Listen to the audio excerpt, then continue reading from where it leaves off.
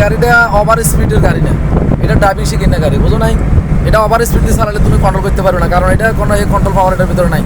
এটা পুরাতন গাড়ি না, নতুন গাড়ি হাইলে একটু জোর চালাতে পারবে, তবে গাড়ি জোরও চালান ভালো না, জোরে ড্রাইভ করাটাই ভালো না। সময় সে জীবনের মূল্য অনেক বেশি।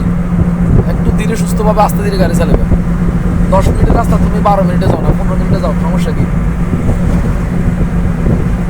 ড্রাইভিং যখন শিখছো সারা জীবনে চালাতে পারবে। আগে নিজে নিজে আগে বাঁচিয়ে দিব, গাড়িতে যারা থাকবো তাদেরকে বাঁচিয়ে দিব, গাড়িটা বাঁচিয়ে দিব।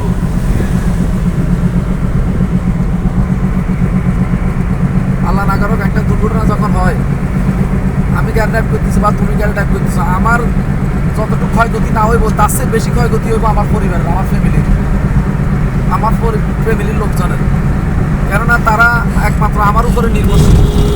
আমি আমি যদি হয়ে যাই বা আমি যদি চলে যাই, তখন তাদের অবস্থাটা কী হবে?